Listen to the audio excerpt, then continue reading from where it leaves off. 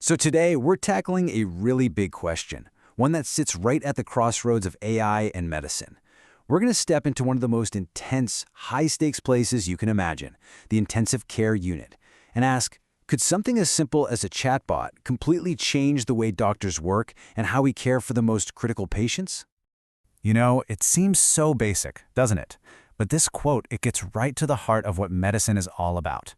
That conversation, the simple act of asking questions and really listening to someone's story, that's where everything starts.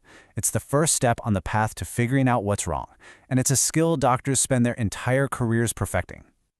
Exactly. What happens when a child is critically ill? Every second counts, and the pressure is just off the charts. In that kind of controlled chaos, that careful, methodical patient history, well, it suddenly becomes a luxury that doctors and families just don't have. Okay, so here's how we're going to break this down. First, we'll dive into the pressure cooker that is the pediatric ICU to really understand the problem. Then, we'll look at this new idea of an AI conversation. We'll explore how you'd even build something like this, with people, not just for them. Then we'll cover the all-important safety rules, the digital guardrails. And finally, we'll tackle that big looming question. What does this all mean for the future of doctors? All right, first stop, the Pediatric Intensive Care Unit, or the PICU. Now, this is a place filled with unbelievable expertise, but it's also a place of non-stop life-or-death urgency. And that kind of stress, it has a direct impact on a doctor's most fundamental tool, their ability to just gather information. I mean, look at this list. The obstacles are just relentless. You never have enough time, alarms are blaring, you've got doctors treating a newborn with a heart problem in one bed and a teenager with a massive infection in the next. Then you layer on pure exhaustion, maybe a language barrier with the family, and suddenly, getting that full, clear story feels next to impossible. So what is actually happening inside a doctor's head during all this? Well, psychology gives us this really neat framework. It's called Type 1 and Type 2 thinking. In the chaos of the PICU, doctors are forced into Type 1 thinking. It's fast, it's gut instinct, it's pattern matching, and you need it to make those split-second life-saving calls. But here's the catch. It leaves zero room for the slow, careful, analytical Type 2 thinking that's absolutely required to piece together a patient's complete story. And here's what gets lost in the shuffle. It's a huge deal. All this critical context about a child's life, their home situation, their neighborhood, their family's resources, all these things that we know have a massive impact on health, they get pushed aside in the rush to solve the immediate crisis. So, if the problem is a lack of time and mental space for a real conversation, what's the solution? Well, this is where technology steps in and proposes a completely new kind of conversation.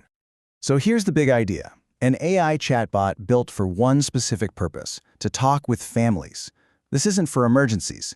It's a tool that can patiently and without any pressure collect that deep, detailed story that the doctors are just too swamped to get themselves. Think of the chatbot's job as being the ultimate helper. It can be available 24/7, so a worried parent can share information at 3 a.m. if that's when they're finally able to think clearly. It can gently ask about the social factors we mentioned, and then it packages everything up into a clean, organized summary for the medical team. This frees them up to do what they do best: treat the patient. Okay, the idea sounds promising, but how in the world do you actually build it? This is where the how becomes just as important as the what. You can't just have a bunch of programmers in a room building a tool for a world they've never experienced. And this is such a powerful idea. You know, the old model was doctor knows best. But we've moved past that. We now see patients and their families as partners in their own healthcare. And this research argues that the exact same logic has to apply to technology. They need a voice. They need a seat at the design table. Which brings us to this really cool concept called the ladder of participation. It shows that users involved isn't just a simple yes or no. You can start at the bottom, just consulting them, but as you climb the ladder, you get to deeper levels of involvement, all the way up to true collaboration where everyone is building it together. And that's where things get really interesting. So the goal here isn't to just ask for opinions. It's about bringing everybody into the room from day one. Former patients, parents, nurses, doctors, social workers, and the software developers. They all work side by side to design, build, and test this thing.